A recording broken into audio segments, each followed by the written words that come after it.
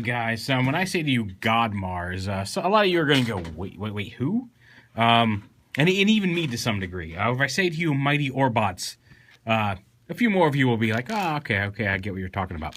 And even I have not, I remember the Mighty Orbots very vaguely from the 80s. So I don't know, like, I'm not going to sit here and give you a history lesson on these guys because I don't know at all. And I'm sure there are a few people breathing a sigh of relief right now as they click that thumbs down button. But anyway, this is Godmars. It was used as the Mighty Orbots here in the States. But I love the robot design on this, and I've been wanting to get one of these Chogokin ones for a while.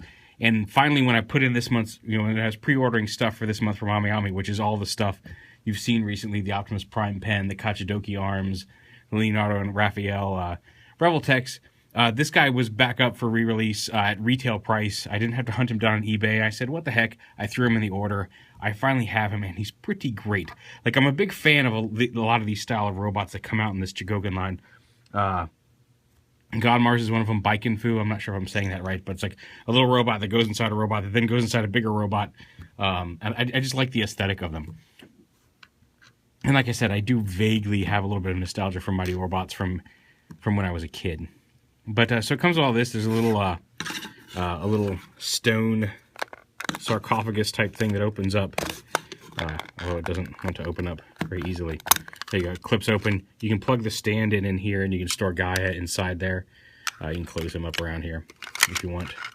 Normally you'd use part of the stand, but you can just close him up in there. But he can store inside the sarcophagus.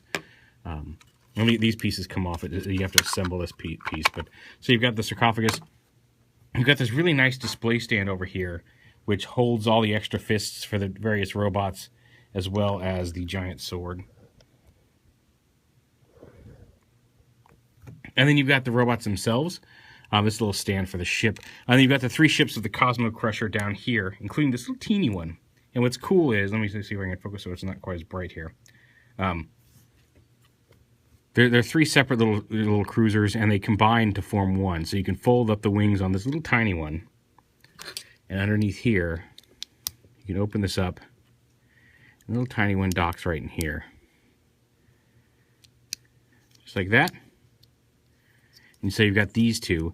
And on this one, you can take this, angle the wings up and out. Like that. And slide it down like this. And then you take this piece right here, split it like this, bring these parts back, and then this slides onto here. You have to slide it so these come up between the wings here, and then so the tail fin comes. There's a slot here on the back that the tail fin there goes into, like that. These peg on up here.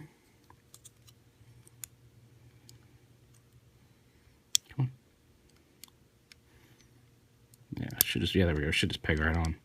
There we go. And pull that back, and then this comes down. Flip these out, and there you have the Cosmo Crusher fully assembled. So that's kind of cool, a cool little ship there, and I will display that later. But it's also got some little flip-down landing gear here on the wings, and on the nose. Kind of flip that. So if you don't want to use the display stand, you can have it on its own landing gear if you can get your fingernail up under there enough to get it out. Be very careful with this one because that is just a little thin post in there to get it out there, but you can have that on its landing gear. But there's the Cosmo Crusher. We'll set him off to the side for the time being, as well as this. Whoop! See, that doesn't lock in, unfortunately. It just kind of sits there, so you gotta be careful moving this stand with the sword in it. So on to the main robots here. You've got Gaia, Uranus, Titan, Shin, Sphinx, and Ra, and they're all. What's cool about them is they're all superposable. They got waist swivels, ball jointed hips, hinged knees. They got ball joint ankles here, as well as hinged toes, ball jointed neck, or actually a dual swivel neck. Oh no, that actually is on a ball joint and has a hinge up here as well. So you've got a lot of good posability, double jointed elbows here and posable wrists. Although again, you can swap out his hands Like I said, there's extra hands on the stand here. You can swap out his hands for open hands as well. So he's posable. And then you got these guys, again, some limited ball joint hips, ratcheting knees. You got some ankle tilt as well. They got dual hinge heads. They're not ball joint heads, but then ball joint shoulders, hinge elbows, rotating fists. And the same thing on Uranus as well as Titan. The arm bots are both of similar design, as are the legs. So he's got the same posability.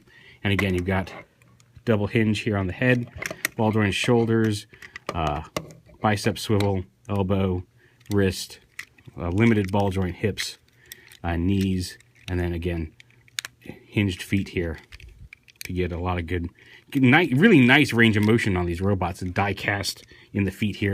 Raw, again, is set up the same way as Shin. And then you've got Sphinx here, who's like a big chunky robot. Not quite as articulated as the others because he's kind of the big beefy dude. But he does have knees and everything here as well. He also comes with, see, there's 3 hands for the combined mode, 2 fists, and then 1 for holding the sword. And he's got some open hands as well that store on this display stand, which is really nice. The display stand, like I said, it can hold the sword, or you can take this off and untwist this. And you can use the whole stand, or you can just plug this in. But you can plug this piece in to the stand as well, this little adapter. And what that will let you do is you can plug it into the bottom of the Cosmo Crusher, so you can have that displayed on the stand as well. And again, like I said, if you want to, you can pull this off. You can attach this into the top here. This has got a couple different hinges on it, like that. So you could plug this in, then plug this into the top of that, if you want to give it some. Well, I guess that's really more for the figure itself, because you can use this to hold both the sword as well as if you want to put Gaia in an action pose. This will clip onto Gaia as well. So you can have the Cosmo Crusher on the stand, or you can give this an articulated stand here for Gaia to be in action poses as well, if you want to have him flying through the air or whatever. So there's a lot of function there in that stand, which is nice. Since I'll probably have Godmars combined a lot on the shelf, this will most likely hold the Cosmo Crusher here. Because like I said, it's neat that it separates into 3 little ships, but I think the combined ship looks way cooler than any of the 3 individual ones. Although I do like that little tiny one. And like I said, these guys combined, so we'll show that off real quick. Like I said, really nice die cast. Even individually, these guys are a lot of fun and really cool figures. And just a fun little throwback to, retro Japanese robot design. We'll go ahead and we'll transform these guys here. So with Sphinx, you're going to open this up and flip up Godmars' head. Lift this whole assembly up. The arms, you want to kind of, these slide out a little bit. They extend out just a little bit to the side. I'm just going to give you some room here. Flip this out. As well as you flip these parts out.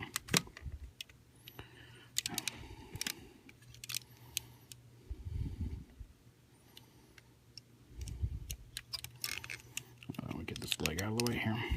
There we go. Those come out, and then I feel like this one isn't coming out all the way. There we go. There we go. That one just wasn't out all the way. The arms fold up and into the body, just like that. Fold it in, close it up like that. And then what's cool is Gaia. Then, oh yeah, I've got to open up these as well. Gaia clips inside here to pilot the giant robot. Flatten his feet up so there's room. Then close everything up around it. Close the chest band. Like these come up and tab onto the arms, just like this, to form the sides of the chest plate. And then this now pegs into the inner peg over Gaia. And you can close that up around him. And there's the torso. And what's cool is you can kind of see Gaia's legs sticking through here. Even with Gaia in there, he's still got all the posability, because he had limited posability here anyway, and since the knee joints are right here, they don't affect where he's sitting, but you still got some leg posability there with Gaia inside. So there's Sphinx and now the torso. The arms transform the same way on either side. You want to lift the head up, pop this little panel up, put it up like that. The arms collapse up, collapse, rotate, lift them up like this, rotate them so the fists come down, fold them in, fold the head down in, fold the arms in, and rotate them down into the body like this. Oh, come on. So they store in there. This piece rotates out to the side and up. You close that up, close these panels, and then down here on the legs, this is actually really pretty genius. You lift these up. Now on this side, you just flip the foot up, rotate it in, and then you collapse the knee joint in here into the leg, just like that. And then once that's done, fold the foot up against it, close that up. On this side, it's a little different because, as you can see, there's the hand. So foot transformation is the same. Rotate the hand around. I do the same thing. Collapse the knee joint into the leg here. I'll fold the foot down on top of it, and then close this up. And then the thumb, it's got a hinge here, and it also has a hinge here to close down to make the fist. And then close the arm together, and there, Uranus is now an arm.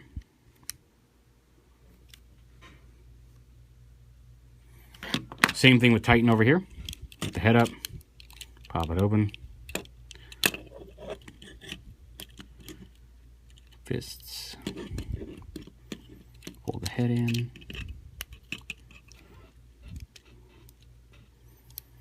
Bring it in, fold it down into the body, stay in there.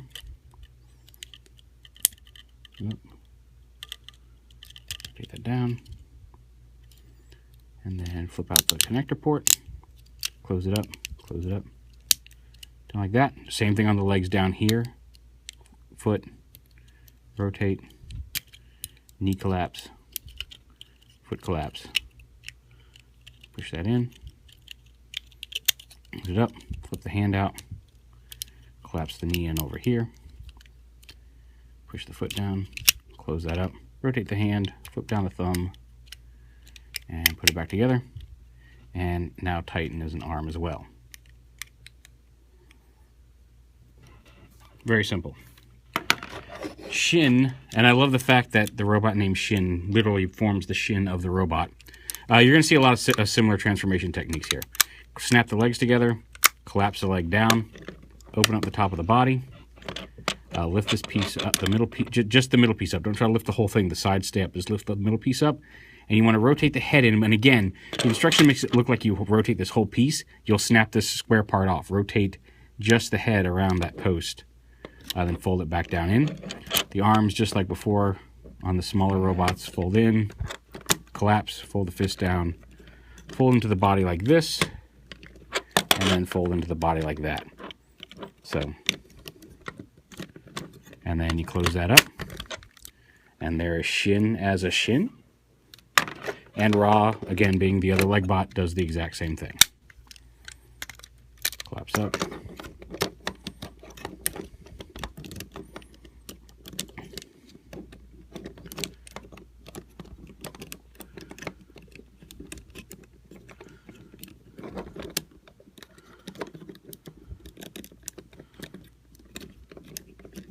Get in there. Oh, come on. There we go. Collapse it up, and there's Ra as the leg. And then it's just time to combine them. And what's neat here is, like you said, here's the knee joint for Sphinx as well as for Godmars. And you see there's a couple of locking tabs here. And basically, at first I was like, how does this connect? There's no connector in there. You can see some clips up there in the foot. And you'll see this empty, you can see the cutout there in the foot. This actually slides into the foot all the way up and then snaps in like that. So it's a very secure, even with all the die-cast, a very secure connection. And he's got a knee joint, as well as the hip joints and the sliding joints here give it some articulation in the leg, and the joints there that on the feet of the robot give him some ankle tilt even in combined mode, which is really nice.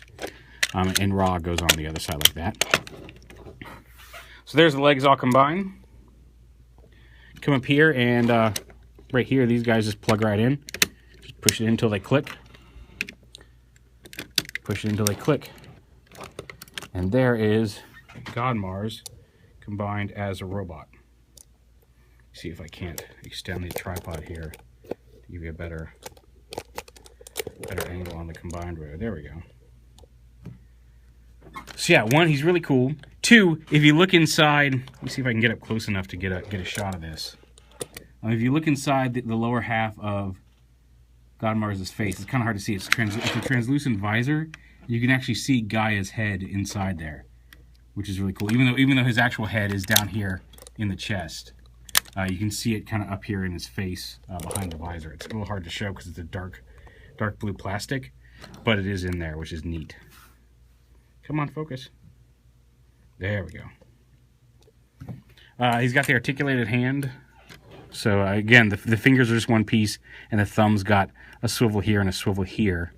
But there's a couple little tabs, notches in the sword here, so we can hold it.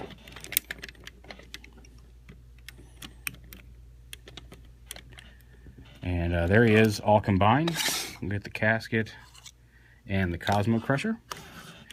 Now, like I said, he's got the transforming fists on him right now. I don't know if I can get his head and the Cosmo Crusher in the shot at the same time.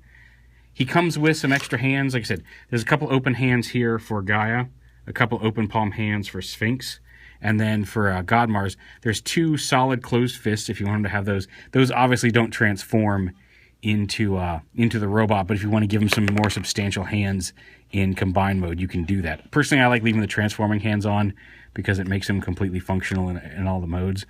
There's also, here's a more solid fist that's designed to hold the sword if you don't want to trust it to the articulated fingers. I've had no problem with it so far, but again, if you use these hard rubber hands, they look a little bit more proportional to his body.